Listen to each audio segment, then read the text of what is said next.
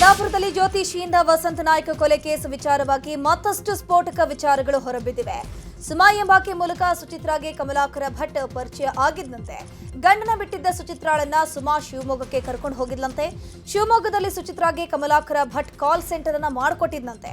4 ತಿಂಗಳಿಂದ ಸುಚಿತ್ರಾ ಕಮಲಾಕರ ಭಟ್ ಒಟ್ಟಿಗೆ ಇದ್ರು.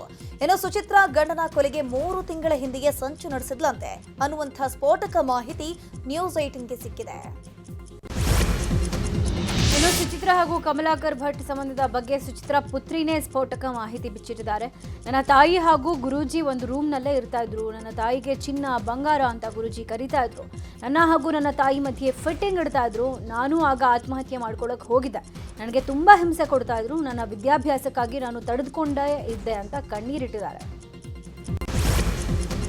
ಜ್ಯೋತಿಷಿ ಕಮಲಾಕರ ಭಟ್ ಪ್ರಭಾವಕ್ಕೆ ಪೊಲೀಸರು ಒಳಗಾದ್ರ ಅನ್ನೋ ಅನುಮಾನ ಮೂಡಿದೆ. ಕೊಲೆ ಕೇಸ್ನಲ್ಲಿ ಕಮಲಾಕರ ಭಟ್ರನ್ನ A4 ಮಾಡಿರೋದು ಇದೀಗ ಚರ್ಚೆಗೆ ಗ್ರಾಸವಾಗಿದೆ. ಕೊಲೆ ಸಂಚು ರೂಪಿಸಿದ ಜ್ಯೋತಿಷಿಯನ್ನ A4 ಮಾಡಿದ್ಯಾಕೆ? ಜ್ಯೋತಿಷಿಯ ಹಣದ ಪ್ರಭಾವಕ್ಕೆ ಪೊಲೀಸರು ಒಳಗಾದ್ರ ಅಂತ ಜನರು ಪ್ರಶ್ನೆ ಮಾಡ್ತಿದ್ದಾರೆ. ಕಮಲಾಕರ್ ಭಟ್ ಮತ್ತು ಸುಚಿತ್ರಾಳ ರಾಸಲೀಲೆ ಆಡಿಯೋ ವೈರಲ್ ಆಗ್ತಾ ಇದೆ. ಆಡಿಯೋದಲ್ಲಿ ಕೆಲವೊಂದು ಅವಾಚ್ಯ ಶಬ್ದಗಳನ್ನ ಕಮಲಾಕರ್ ಭಟ್ ಬಳಸಿದ್ದಾರೆ. ಇಬ್ಬರ ಸಂಬಂಧದ ಬಗ್ಗೆ ಪ್ರಶ್ನೆ ಮಾಡಿದ್ದ ವ್ಯಕ್ತಿಯೊಬ್ಬರಿಗೆ ಕಮಲಾಕರ ಭಟ್ ಹಾಗೂ ಸುಚಿತ್ರಾ ತಮ್ಮ ಸಂಬಂಧದ ಬಗ್ಗೆ ಹೇಳಿರೋ ಆಡಿಯೋ ವೈರಲ್ ಆಗಿದೆ. ಮಗಳು ಇಲ್ಲದೆ ಇದ್ರೆ ನಮ್ಮ ಸುಖಕ್ಕೆ ಪಾರವೇ ಇರ್ತಿರ್ಲಿಲ್ಲ ಅಂತ ಸುಚಿತ್ರಾ ಆಡಿಯೋದಲ್ಲಿ ಹೇಳಿದಾಳೆ. ಉದ್ಯಮಿ ಸಿಜೆ ರಾಯ್ ಆತ್ಮಹತ್ಯೆ ಪ್ರಕರಣದ ತನಿಖೆಯನ್ನ ಎಸ್ಐಟಿ ತಂಡ ಚುರುಕುಗೊಳಿಸ್ತಾ ಇದೆ. 2025ರ ಡಿಸೆಂಬರ್ನಲ್ಲಿ ದಾಳಿ ಮಾಡಿದ್ದ ಐಟಿ ಅಧಿಕಾರಿಗಳು ಯಾವೆಲ್ಲ ದಾಖಲೆ ಪರಿಶೀಲನೆ ಮಾಡಿದ್ರು ಎಂಬಿತ್ಯಾದಿ ಮಾಹಿತಿಯನ್ನ ಎಸ್ಐಟಿ ಅವರು ಪಡ್ಕೊಳ್ತಾ ಇದ್ದಾರೆ. ಜನವರಿ 28ರಂದು ಕಾನ್ಫಿಡೆಂಟ್ ಕಚೇರಿಗೆ ಐಟಿ ಅಧಿಕಾರಿಗಳು ಬಂದಿದ್ಯಾಕೆ ಅನ್ನೋದು ಕೂಡ ತನಿಖೆ ಆಗ್ತಿದೆ. ರಾಯ್ಗೆ ಸಂಬಂಧಪಟ್ಟ B2B ಬಿಸ್ನೆಸ್ ಬಗ್ಗೆನೂ ತನಿಖೆ ನಡೀತಾ ಇದೆ. ಇನ್ನು B2C ವ್ಯವಹಾರದಲ್ಲಿ ನಷ್ಟ ಅನುಭವಿಸಿರೋ ಶಂಕೆ ಇದೆ. ಇತ್ತೀಚೆಗೆ ಕೇರಳ ಮತ್ತು ದುಬೈನಲ್ಲಿ ಕೆಲವು ಪ್ರಾಜೆಕ್ಟ್ಗಳನ್ನು ರಾಯ್ ಶುರು ಮಾಡಿದ್ರು. ಈ ಬಗ್ಗೆ ಅಧಿಕಾರಿಗಳು ತನಿಖೆ ಮಾಡ್ತಿದ್ದಾರೆ. ಮತ್ತೆ ಬೆಂಗಳೂರಲ್ಲಿ ಚಿರತೆ ಪ್ರತ್ಯಕ್ಷ ಆಗಿದೆ. ಅಂಜನಾಪುರದಲ್ಲಿ ನಿನ್ನೆ ಮತ್ತೆ ಚಿರತೆ ಕಾಣಿಸಿಕೊಂಡಿದೆ. ಫೆಬ್ರವರಿ 2ನೇ ತಾರೀಕು ಚಿರತೆ ಓಡಾಟದ ದೃಶ್ಯ ಸಿಸಿಟಿವಿಯಲ್ಲಿ ಸೆರೆಯಾಗಿತ್ತು. ಇದೀಗ ನಿನ್ನೆ ಅಂಜನಾಪುರದ 8ನೇ ಬ್ಲಾಕ್ ಬಳಿ ಕಾರ್ಗೆ ಅಡ್ಡಲಾಗಿ ಚಿರತೆ ಓಡಾಟ ನಡೆಸಿದೆ. ಅಂಜನಾಪುರ ಸುತ್ತಮುತ್ತಲ ಜನ ಭಯಭೀತರಾಗಿದ್ದು ಚಿರತೆ ಸೆರೆ ಹಿಡಿಬೇಕು ಅಂತ ಅರಣ್ಯ ಇಲಾಖೆಗೆ ಆಗ್ರಹಿಸಿದ್ದಾರೆ. ಬೆಂಗಳೂರಿನ ವಿಕ್ಟೋರಿಯಾ ಆಸ್ಪತ್ರೆಯಲ್ಲಿ ಯುಪಿಐ ಸ್ಕ್ಯಾನರ್ ವಂಚಿಸಿ 23 ಲಕ್ಷ ಗುಳುಂ ಮಾಡಿರೋ ಆರೋಪ ಕೇಳಿಬಂದಿದೆ. ರೋಗಿಗಳ ಅನುಕೂಲಕ್ಕಾಗಿ ಯುಪಿಐ ಸ್ಕ್ಯಾನರ್ ಅಳವಡಿಕೆ ಮಾಡಲಾಗಿತ್ತು. ಆದರೆ ಸರ್ಕಾರಿ ಸ್ಕ್ಯಾನರ್ ಬದಲಾಗಿ ವೈಯಕ್ತಿಕ ಸ್ಕ್ಯಾನರ್ ಇಟ್ಟು ವಂಚನೆ ಎಸಗಲಾಗಿದೆಯಂತೆ. ಹೊರಗುತ್ತಿಗೆ ಸಿಬ್ಬಂದಿ ವಂಚನೆ ಎಸಗಿರೋ ಶಂಕೆ ವ್ಯಕ್ತವಾಗಿದೆ. ಘಟನೆ ಸಂಬಂಧ ವಿವಿಪುರಂ ಠಾಣೆಯಲ್ಲಿ ಪ್ರಕರಣ ದಾಖಲಾಗಿದೆ. ತನಿಖೆಗೆ ಆಸ್ಪತ್ರೆಯಲ್ಲಿ ಇಂಟರ್ನಲ್ ಕಮಿಟಿಯನ್ನು ಕೂಡ ರಚನೆ ಮಾಡಲಾಗಿದೆ. ಮಾರ್ಗಸೂಚಿಗಳನ್ನು ಪಾಲಿಸದ ಪಿಜಿಗಳಿಗೆ ಬೀಗ ಬಿದ್ದಿದೆ. ಬೆಂಗಳೂರು ಉತ್ತರ ನಗರ ಪಾಲಿಕೆ ವ್ಯಾಪ್ತಿಯಲ್ಲಿ ಒಟ್ಟು 4 ಪಿಜಿಗಳಿಗೆ ಬೀಗ ಜಡಿಯಲಾಗಿದೆ. ಶೆಟ್ಟಿಹಳ್ಳಿ ವ್ಯಾಪ್ತಿಯಲ್ಲಿನ 2 ಪುರುಷರ ಪಿಜಿ ಬಂದ್ ಮಾಡಲಾಗಿದೆ. ಮಾರ್ಗಸೂಚಿಗಳನ್ನು ಅನುಸರಿಸದೆ ಅಡುಗೆ ಕೋಣೆಯಲ್ಲಿ ಶುಚಿತ್ವ ಪಾಲಿಸದೇ ಇರೋ ಕಾರಣ ಆರೋಗ್ಯ ಇಲಾಖೆಯ ಅಧಿಕಾರಿಗಳು ಪಿಜಿಗೆ ಬೀಗ ಹಾಕಿದ್ದಾರೆ. ಇಂದು ಬೆಂಗಳೂರಿನ ಹಲವೆಡೆ ಶುಕ್ರವಾರ ವಿದ್ಯುತ್ ವ್ಯತ್ಯಯ ಆಗಲಿದೆ. ಜಾಲಹಳ್ಳಿ ವಿಭಾಗದ 66/11 ಕೆವಿ ಉಪಕೇಂದ್ರದಲ್ಲಿ ಕೆಪಿಟಿಸಿಎಲ್ ತುರ್ತು ಕಾಮಗಾರಿ ಹಿನ್ನೆಲೆ ವಿದ್ಯುತ್ ವ್ಯತ್ಯಯ ಆಗಲಿದೆ. ಬೆಳಗ್ಗೆ 10ರಿಂದ ಸಂಜೆ 5 ಗಂಟೆವರೆಗೆ ಕರೆಂಟ್ ಕಟ್ ಆಗಲಿದೆ. ವಿನಾಯಕನಗರ, ವಿಕಾಸನಗರ, ಶೋಭಾ ಅಪಾರ್ಟ್ಮೆಂಟ್, 8ನೇ ಮೇನ್ ರಸ್ತೆ, Ramaiah layout, Havanur X station ಹಾಗೆಯೇ ನಾರಾಯಣ ಲೇಔಟ್ ಸುತ್ತಲ ಪ್ರದೇಶದಲ್ಲಿ ವಿದ್ಯುತ್ ವ್ಯತ್ಯಯ ಆಗಲಿದೆ ಅಂತ ಬೆಸ್ಕಾಂ ಮಾಹಿತಿ ನೀಡಿತು. ಸರ್ಕಾರಿ ಶಿಕ್ಷಕರ ಸಂಘ ಚುನಾವಣೆಗೆ ಸಹಕಾರಿ ಇಲಾಖೆ ಸೂಚನೆ ಕೊಟ್ಟಿದೆ. ಕರ್ನಾಟಕ ರಾಜ್ಯ ಪ್ರಾಥಮಿಕ ಶಾಲಾ ಶಿಕ್ಷಕರ ಸಂಘದ ಕಾರ್ಯಕಾರಿ ಮಂಡಳಿ ಅವಧಿ ಡಿಸೆಂಬರ್ 20, 2025ಕ್ಕೆ ಮುಕ್ತಾಯ ಆಗಿದೆ. ಈ ಹಿನ್ನೆಲೆ 2026ರಿಂದ 2030ರವರೆಗೆ ನೂತನ ಪದಾಧಿಕಾರಿಗಳ ಚುನಾವಣೆ ನಿಯಮಾನುಸಾರವಾಗಿ ನಡೆಸೋಕೆ ಸೂಚನೆ ಕೊಡಲಾಗಿದೆ. ಪೊಲೀಸ್ ಇಲಾಖೆಯಲ್ಲಿ ಭ್ರಷ್ಟಾಚಾರಕ್ಕೆ ಮೂಗುದಾರ ಹಾಕೋಕೆ ಕಮಿಷನರ್ ಮುಂದಾಗಿದ್ದಾರೆ. ಕೇಸ್ ದಾಖಲು ಮಾಡೋಕೆ ಯಾವುದೇ ನಿರ್ಲಕ್ಷ್ಯ ಮಾಡಬಾರದು.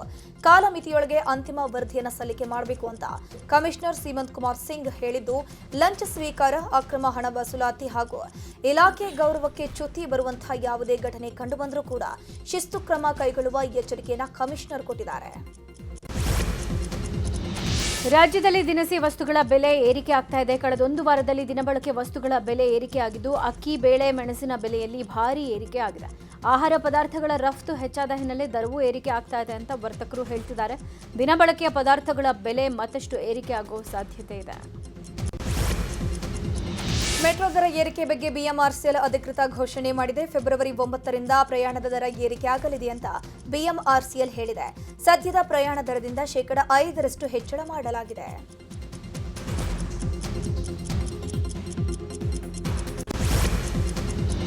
ವಿಜಯಪುರ ಜಿಲ್ಲೆಯ ಹಲಸಂಗಿ ಗ್ರಾಮದಲ್ಲಿ ಪಶು ಆಸ್ಪತ್ರೆ ಇದೆ, ಆದರೆ ಅಲ್ಲಿ ಪಶು ವೈದ್ಯರೇ ಇಲ್ಲ. ಪಶು ವೈದ್ಯರ ಆಸ್ಪತ್ರೆ ಹಾಳು ಕೊಂಪೆಯಾಗಿ ಮಾರ್ಪಟ್ಟಿದೆ. ಹಲಸಂಗಿ ಗ್ರಾಮದಲ್ಲಿರೋ 1500 ಜಾನುವಾರುಗಳಿಗೆ ಸರಿಯಾದ ಚಿಕಿತ್ಸೆ ಸಿಗ್ತಾ ಇಲ್ಲ. ಪಶು ಇಲಾಖೆ ಅಧಿಕಾರಿಗಳು ಸಚಿವರಿಗೆ ಈ ಬಗ್ಗೆ ಮಾಹಿತಿ ಕೊಟ್ಟರೂ ಕೂಡ ಯಾವುದೇ ಪ್ರಯೋಜನ ಆಗ್ತಾ ಇಲ್ಲ ಅಂತ ಸ್ಥಳೀಯರು ಹೇಳ್ತಿದ್ದಾರೆ. ಉಡುಪಿ ಜಿಲ್ಲೆಯಲ್ಲಿ ನಾಯಿಗಳ ಶೆಲ್ಟರ್ ನಿರ್ಮಾಣಕ್ಕೆ ವಿರೋಧ ವ್ಯಕ್ತವಾಗಿದೆ. ಜನವಸತಿ ಪ್ರದೇಶದಲ್ಲಿ ಶೆಲ್ಟರ್ ಬೇಡ ಅಂತ ಜನರು ಹೇಳ್ತಿದ್ದಾರೆ. ಉಪ್ಪೂರು ಗ್ರಾಮ ಪಂಚಾಯಿತಿ ವ್ಯಾಪ್ತಿಯಲ್ಲಿ ನಾಯಿಗಳ ಶೆಡ್ಗೆ 9 ಎಕರೆ ಜಾಗವನ್ನು ಮೀಸಲಿಡಲಾಗಿತ್ತು. ಆದರೆ ಡಾಗ್ ಶೆಡ್ ನಿರ್ಮಾಣವಾದರೆ ಶಬ್ದ ಮಾಲಿನ್ಯ ಉಂಟಾಗಲಿದೆ. ನಾಯಿ ಸತ್ರೆ ಸರಿಯಾಗಿ ವಿಲೇವಾರಿ ಮಾಡಲ್ಲ ಅಂತ ಅಲ್ಲಿನ ಸ್ಥಳೀಯರು ಆರೋಪ ಮಾಡಿದ್ದಾರೆ. ಇವತ್ತಿನಿಂದ 3 ದಿನಗಳ ಕಾಲ ರಾಯಚೂರು ಜಿಲ್ಲಾ ಉತ್ಸವ ನಡೆಯಲಿದೆ. ರಾಯಚೂರು ಉತ್ಸವಕ್ಕಾಗಿ ಸಂಪೂರ್ಣವಾಗಿ ಸಿದ್ಧತೆ ಮಾಡಿಕೊಳ್ಳಲಾಗಿದೆ. ಜಿಲ್ಲಾಡಳಿತ, ಜಿಲ್ಲಾ ಪಂಚಾಯತ್, ರಾಯಚೂರು ಮಹಾನಗರ ಪಾಲಿಕೆ ಹಾಗೂ ಕನ್ನಡ ಮತ್ತು ಸಂಸ್ಕೃತಿ ಇಲಾಖೆ ಇವರ ಸಂಯುಕ್ತಾಶ್ರಯದಲ್ಲಿ ಉತ್ಸವ ನಡೀತಾ ಇದೆ. ಉತ್ಸವದ ಅಂಗವಾಗಿ ಆಹಾರ ಮೇಳ, ಫಲಪುಷ್ಪ ಪ್ರದರ್ಶನ, ಮತ್ಸ್ಯ ಮೇಳ, ಕೈಗಾರಿಕಾ ಕರಕುಶಲ ಪ್ರದರ್ಶನ ಸೇರಿದಂತೆ ವಿವಿಧ ವೇದಿಕೆಗಳನ್ನು ಸಿದ್ಧಪಡಿಸಲಾಗಿದೆ. ಧರ್ಮಸ್ಥಳದ ರತ್ನಗಿರಿಯಲ್ಲಿ ಭಗವಾನ್ ಬಾಹುಬಲಿ ಸ್ವಾಮಿ ಮೂರ್ತಿಗೆ ಪಾದಾಭಿಷೇಕ ನಡೆದಿದೆ. ಕಾರ್ಕಳದ ಜೈನ ಮಠದ ಪೂಜ್ಯ ಲಲಿತ ಕೀರ್ತಿ ಭಟ್ಟಾರಕ ಸ್ವಾಮೀಜಿ ಮತ್ತು ಕ್ಷುಲ್ಲಕ ನಿರ್ವಾಣ ಸಾಗರ ಮಹಾರಾಜರು ಪಾದಾಭಿಷೇಕವನ್ನು ನೆರವೇರಿಸಿದರು. ಧರ್ಮಾಧಿಕಾರಿ ಡಿ ವೀರೇಂದ್ರ ಹೆಗ್ಡೆ ಅವರು ಮತ್ತು ಹೇಮಾವತಿ ಹೆಗ್ಡೆ ಅವರು, ಡಿ ಹರ್ಷೇಂದ್ರ ಕುಮಾರ್, ಸುಪ್ರಿಯಾ ಹರ್ಷೇಂದ್ರ ಕುಮಾರ್, ಸೋನಿಯಾ ವರ್ಮಾ, ಪೂರನ್ ವರ್ಮಾ ಪಾದಾಭಿಷೇಕ ಹಾಗೂ ಪೂಜೆಯಲ್ಲಿ ಭಾಗಿಯಾದರು. ಬೆಳಗಾವಿ ಡಿಸಿಸಿ ಬ್ಯಾಂಕ್ಗೆ ಮತ್ತೆ 3 ಅಧಿಕಾರೇತರ ಸದಸ್ಯರಾಗಿ ನೇಮಕ ಮಾಡಲಾಗಿದೆ. ಬಾಳೆ ದಾಸನಟ್ಟಿ, ಸುರೇಶ್ ಇಟಗಿ ಹಾಗೂ ಸುನಿತಾ ಐಹೊಳೆಗೆ ಅವರನ್ನ ಸದಸ್ಯರನ್ನಾಗಿ ನೇಮಿಸಲಾಗಿದೆ. ನೇಮಕವಾದ 3 ಕೂಡ ಕಾಂಗ್ರೆಸ್ ಕಾರ್ಯಕರ್ತರು ಅಂತ ಹೇಳಲಾಗಿದ್ದು, ಸಹಕಾರ ಇಲಾಖೆ ಜಂಟಿ ಕಾರ್ಯದರ್ಶಿ ನೇಮಕಾತಿ ಆದೇಶ ಹೊರಡಿಸಿದ್ದಾರೆ. ಇಂದು ಮಹತ್ವದ ರಾಜ್ಯ ಸಚಿವ ಸಂಪುಟ ಸಭೆ ನಡೆಯಲಿದೆ. ಸಿಎಂ ನೇತೃತ್ವದಲ್ಲಿ ಸಂಜೆ 6 ಗಂಟೆಗೆ ಸಭೆ ನಡೆಯಲಿದೆ. ಕರ್ನಾಟಕ ಅಂತರಗಂಗೆ ಸೂಕ್ಷ್ಮ ನೀರಾವರಿ ನಿಗಮ ನಿಯಮಿತ ಸ್ಥಾಪನೆ, ಮೈಕ್ರೋ ಫೈನಾನ್ಸ್ ಸಂಸ್ಥೆಗಳಿಂದ ಕಿರುಕುಳಕ್ಕೆ ಒಳಗಾದ ಅವರಿಗೆ ಪರಿಹಾರ ಯೋಜನೆ ಸೇರಿದಂತೆ ಹಲವು ವಿಚಾರಗಳ ಬಗ್ಗೆ ಚರ್ಚೆ ನಡೆಯುವ ಸಾಧ್ಯತೆ ಇದೆ. ಮೈಸೂರಲ್ಲಿ ಲೋಕಾಯುಕ್ತ ಪೊಲೀಸರಿಂದ 7 ಕಡೆ ದಾಳಿ ನಡೆದಿದೆ. ಮೈಸೂರು ನಗರ ಪಾಲಿಕೆ junior engineer KR Chandrashekhar, deputy electrical inspector Altaf Hussain ಜಪಾರ್ಪಿ ನಿವಾಸ ಹಾಗೂ ಕಚೇರಿ ಮೇಲೆ ದಾಳಿ ಮಾಡಿರುವ ಲೋಕಾಯುಕ್ತ ಪೊಲೀಸರು ತನಿಖೆ ಮಾಡುತ್ತಿದ್ದಾರೆ. ಅಧಿಕಾರಿಗಳ ಬಗ್ಗೆ ದೂರು ಬಂದ ಹಿನ್ನೆಲೆ ದಾಳಿಯನ್ನು ನಡೆಸಲಾಗಿದೆ. ಅಮಿತ್ ಶಾ ಹೆಸರಲ್ಲಿ ವಂಚನೆ ಮಾಡಿದ್ದ ವ್ಯಕ್ತಿ ವಿರುದ್ಧ ಮತ್ತೊಂದು ಎಫ್ಐಆರ್ ದಾಖಲಾಗಿದೆ. ಗವರ್ನರ್ ಸಹಿ ನಕಲು ಮಾಡಿದ ಆರೋಪದಲ್ಲಿ ಎಫ್ಐಆರ್ ದಾಖಲು ಮಾಡಲಾಗಿದೆ. ಸುಜೇಂದ್ರ ಅನ್ನುವ ವಿಟಿಯುನಲ್ಲಿ ಸೀಟ್ ಕೊಡಿಸೋಕೆ ಗವರ್ನರ್ ಹೆಸರಲ್ಲಿ ನಕಲಿ ಪತ್ರ ತಯಾರಿಸಿ ವಿಟಿಯುಗೆ ಕೊಟ್ಟಿದ್ದು, ವಿದ್ಯಾರ್ಥಿಯೊಬ್ಬನಿಗೆ ಸೀಟ್ ಮಂಜೂರು ಮಾಡೋಕೆ ಶಿಫಾರಸು ಮಾಡಿದ್ದಂತೆ. ಲೋಕಭವನದ ಲೆಟರ್ ಹೆಡ್ ದುರ್ಬಳಕೆ ಮಾಡಿರುವ ಬಗ್ಗೆ ರಾಜ್ಯಪಾಲರ ವಿಶೇಷ ಕಾರ್ಯದರ್ಶಿ ಪ್ರದೀಪ್ ದೂರು ಕೊಟ್ಟಿದ್ದಾರೆ. ಈ ಹಿಂದೆ ಅಮಿತ್ ಶಾ ಹೆಸರಲ್ಲೂ ಕೂಡ ಈತ ವಂಚನೆ ಎಸಗಿದ್ದ. ಚಿಕ್ಕಬಳ್ಳಾಪುರದಲ್ಲಿ ಪುಂಡರ ಹಾವಳಿ ಮಿತಿ ಮೀರಿ ಹೋಗಿದೆ. ಅನ್ಯ ಕೋಮಿನ ಯುವಕರು ಮನೆಯ ಮೇಲೆ ಕಲ್ಲೆಸೆದು ಪುಂಡಾಟ ತೋರಿದ್ದಾರೆ. ಗುಂಪು ಕಟ್ಕೊಂಡು ಬಂದು ಕಲ್ಲು ತೂರಿ ಎಸ್ಕೇಪ್ ಆಗಿದ್ದಾರೆ. ಈ ದೃಶ್ಯ ಸಿಸಿಟಿವಿಯಲ್ಲಿ ಕ್ಯಾಪ್ಚರ್ ಆಗಿದ್ದು, ಪೊಲೀಸರು ಸಿಸಿಟಿವಿ ಪರಿಶೀಲಿಸಿ ಆರೋಪಿಗಳ ಸೆರೆಗೆ ಬಲೆ ಬೀಸಿದ್ದಾರೆ. ಲಂಚ ಪಡಿತಾ ಇದ್ದ ವೇಳೆ ಕೆಪಿ ಅಗ್ರಹಾರ ಠಾಣೆಯ ಇನ್ಸ್ಪೆಕ್ಟರ್ ಗೋವಿಂದರಾಜು ಅವರನ್ನ ಲೋಕ ಪೊಲೀಸರು ಟ್ರ್ಯಾಪ್ ಮಾಡಿದ್ರು. ಇದೀಗ ಬಂಧಿತ ಗೋವಿಂದರಾಜು ಅವರನ್ನ ಅಮಾನತು ಮಾಡಿ ಕಮಿಷನರ್ ಆದೇಶ ಹೊರಡಿಸಿದ್ದಾರೆ. ಪ್ರಕರಣ ಸಂಬಂಧ ಆಡಿಯೋ ವೈರಲ್ ಹಿನ್ನೆಲೆ ಇಲಾಖಾ ತನಿಖೆಗೆ ಕಮಿಷನರ್ ಸೂಚನೆ ಕೊಟ್ಟಿದ್ದಾರೆ. ಇಟಲಿ ರಾಯಭಾರಿ ಕಚೇರಿಗೆ ಬಾಂಬ್ ಬೆದರಿಕೆಯ ಇಮೇಲ್ ಬಂದಿದೆ. 5 RDX ಬಾಂಬ್ ಬ್ಲಾಸ್ಟ್ ಮಾಡ್ತೀವಿ ಅಂತ ಇಮೇಲ್ ಮೂಲಕ ಬೆದರಿಕೆ ಹಾಕಲಾಗಿದೆ. ಈ ಸಂಬಂಧ ಹಲಸೂರು ಠಾಣೆಯಲ್ಲಿ ಇಟಲಿ ರಾಯಭಾರಿ ಕಚೇರಿಯ ಸೆಕ್ಯೂರಿಟಿ ಮ್ಯಾನೇಜರ್ ದೂರನ್ನು ಕೊಟ್ಟಿದ್ದು ಪ್ರಕರಣ ದಾಖಲಾಗಿದೆ. ಫಸ್ಟ್ ಟೈಮ್ ಕಳ್ತನ ಮಾಡೋಕೆ ಹೋದ ವ್ಯಕ್ತಿ ಒದೆ ತಿಂದಿದ್ದಾನೆ. ಸಂಪಿಗೆಹಳ್ಳಿ ಠಾಣಾ ವ್ಯಾಪ್ತಿಯಲ್ಲಿ ಘಟನೆ ನಡೆದಿರುವುದು. ಅಸ್ಗರ್ ಖಾನ್ ಅನ್ನುವ ಸ್ನೇಹಿತರ ಜೊತೆಗೆ ಸೇರಿ ಕಳ್ಳತನಕ್ಕೆ ತೆರಳಿದ್ದ. ಈ ವೇಳೆ ಅಲ್ಲಿದ್ದವರು ಪ್ರಶ್ನೆ ಮಾಡಿ ಗೂಸ ಕೊಟ್ಟಿದ್ದಾರೆ. ಅಲ್ಲಿಂದ ತಪ್ಪಿಸಿಕೊಂಡು ಆಸ್ಪತ್ರೆ ಸೇರಿದ ಅಸ್ಗರ್ ಚಿಕಿತ್ಸೆ ಪಡೆದು ಪೊಲೀಸರಿಗೆ ದೂರು ಕೊಟ್ಟಿದ್ದಾನೆ. ಸಂಸತ್ ಬಜೆಟ್ ಅಧಿವೇಶನದ ಹಿನ್ನೆಲೆ ಪ್ರಧಾನಿ ನರೇಂದ್ರ ಮೋದಿ ರಾಜ್ಯಸಭೆಯಲ್ಲಿ ಮಾತನಾಡುವ ಸಾಧ್ಯತೆ ಇದೆ. ನಿನ್ನೆ ಲೋಕಸಭೆಯಲ್ಲಿ ರಾಷ್ಟ್ರಪತಿಗಳ ವಂದನಾ ನಿರ್ಣಯದ ಮೇಲೆ ಮಾತನಾಡಬೇಕಾಗಿತ್ತು. ಆದರೆ ವಿಪಕ್ಷಗಳ ಗದ್ದಲದಿಂದಾಗಿ ಸದನ ಮುಂದೂಡಿಕೆಯಾಗಿದ್ದು ಭಾಷಣ ರದ್ದುಗೊಳಿಸಲಾಗಿದೆ. ಪ್ರಧಾನಿ ಮೋದಿ ಶನಿವಾರದಿಂದ 2 ದಿನಗಳ ಮಲೇಷ್ಯಾ ಪ್ರವಾಸವನ್ನು ಕೈಗೊಳ್ಳಲಿದ್ದಾರೆ. ಫೆಬ್ರವರಿ 7 ಮತ್ತು 8ರಂದು ಮಲೇಷ್ಯಾಗೆ ಭೇಟಿ ನೀಡ್ತಾ ಇದ್ದು ಮಲೇಷ್ಯಾ ಪ್ರಧಾನಿ ಅನ್ವರ್ ಇಬ್ರಾಹಿಂ ಜೊತೆಗೆ ದ್ವಿಪಕ್ಷೀಯ ಮಾತುಕತೆ ನಡೆಸಲಿದ್ದಾರೆ. ವ್ಯಾಪಾರ, ಹೂಡಿಕೆ, ಇಂಧನ ಮತ್ತು ಕಡಲ ಭದ್ರತೆ ಸೇರಿದಂತೆ ದ್ವಿಪಕ್ಷೀಯ ಸಂಬಂಧ ಬಲಪಡಿಸುವ ಕುರಿತು ಉಭಯ ನಾಯಕರ ನಡುವೆ ಮಾತುಕತೆ ನಡೆಯುವಂತಹ ಸಾಧ್ಯತೆ ಇದೆ. ಅಮೆರಿಕ ಅಧ್ಯಕ್ಷ ಟ್ರಂಪ್ ಆಡಳಿತ ಆಯೋಜಿಸಿದ ಕ್ರಿಟಿಕಲ್ ಮಿನರಲ್ಸ್ ಮಿನಿಸ್ಟೀರಿಯಲ್ ಶೃಂಗಸಭೆಯಲ್ಲಿ 54 ದೇಶಗಳು ಭಾಗಿಯಾಗಿದ್ವು. ಇನ್ನು ಈ ಶೃಂಗಸಭೆಯನ್ನು ಅಮೆರಿಕದ ವಿದೇಶಾಂಗ ಕಾರ್ಯದರ್ಶಿ ಮಾರ್ಕೊ ರೂಬಿಯೋ ಮತ್ತು ಅಮೆರಿಕದ ಉಪಾಧ್ಯಕ್ಷ ಜೆಡಿ ವ್ಯಾನ್ಸ್ ಹೊಸ ವ್ಯಾಪಾರ ವಲಯದ ಯೋಜನೆಗಳನ್ನು ವಿವರಿಸಿದ್ದಾರೆ. ಶಬರಿಮಲೆ ತುಪ್ಪ ಹಗರಣ ಸಂಬಂಧ ಭ್ರಷ್ಟಾಚಾರ ನಿಗ್ರಹ ದಳ ಮತ್ತೊಂದು ಆರೋಪಿಯನ್ನು ಅರೆಸ್ಟ್ ಮಾಡಿದೆ. ಶಬರಿಮಲೆ ದೇಗುಲದ ಮಾಜಿ ಸಹಾಯಕ ಅರ್ಚಕ ಕೆಆರ್ ಸುನಿಲ್ ಕುಮಾರ್ ಪೊಟ್ಟಿ ಅನ್ನೋರನ್ನು ಬಂಧಿಸಿದೆ. ಇನ್ನು ಪ್ರಕರಣ ಸಂಬಂಧ ಇವರಿಗೂ 13 ಆರೋಪಿಗಳನ್ನು ಅರೆಸ್ಟ್ ಮಾಡಲಾಗಿದೆ. ಪುರಸಭೆ ಚುನಾವಣೆಗೂ ಮುನ್ನ ತೆಲಂಗಾಣದ ಜಹೀರಾಬಾದ್ನಲ್ಲಿ ಬಿಆರ್ಎಸ್ ಪಕ್ಷದ ಕಾರ್ಯಕರ್ತರು ಕಾಂಗ್ರೆಸ್ ಪಕ್ಷಕ್ಕೆ ಸೇರ್ಪಡೆ ಆಗಿದ್ದಾರೆ.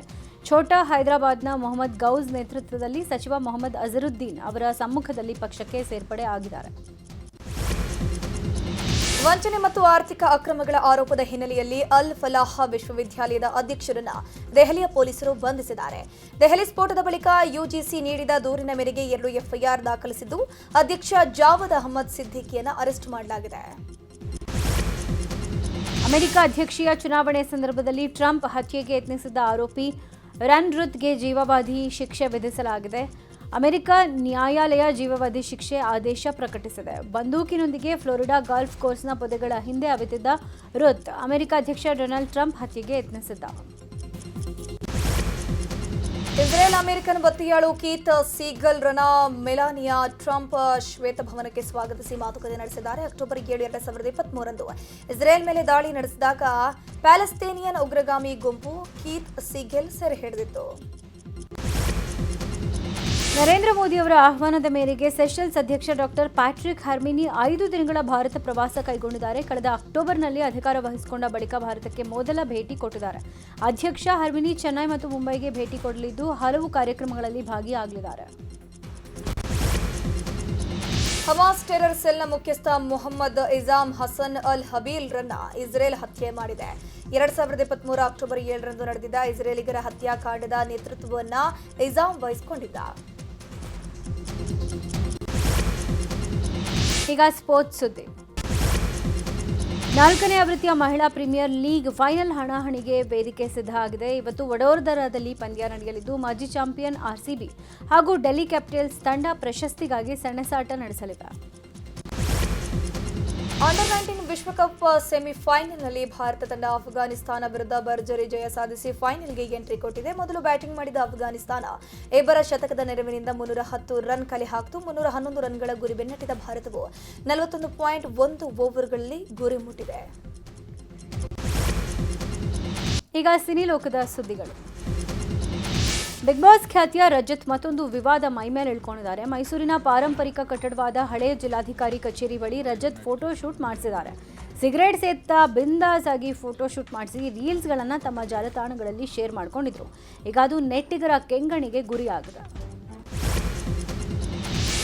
ಶಿವಣ್ಣ ಫೋಟೋಗೆ ಪೋಸ್ ಕೊಟ್ಟಿದ್ದಾರೆ. ಶಿರ್ಸಿ ಮಾರಮ್ಮ ಉತ್ಸವಕ್ಕೆ ಹೋಗುವ ವೇಳೆ ಶಿವಮೊಗ್ಗ ಹೈವೇಯಲ್ಲಿ ಅಭಿಮಾನಿಗಳ ಜೊತೆಗೆ ಕಾಣಿಸಿದ ಶಿವಣ್ಣ ಶಿರ್ಸಿಗೆ ಹೋಗುವ ವೇಳೆ ದಾರಿ ಮಧ್ಯೆ ಶಿವಣ್ಣ ತಿಂಡಿ ತಿನ್ನೋಕೆ ಹೋಟೆಲ್ಗೆ ಹೋಗಿದ್ದ ವೇಳೆ ಅಭಿಮಾನಿಗಳು ಶಿವಣ್ಣನ ಜೊತೆ ಫೋಟೋ ಕೇಳಿದ್ದು ಕೂಲ್ ಆಗಿ ಶಿವಣ್ಣ ಅಭಿಮಾನಿಗಳ ಜೊತೆ ಮಾತನಾಡಿಸಿ ಫೋಟೋ ಕೊಟ್ಟಿದ್ದಾರೆ.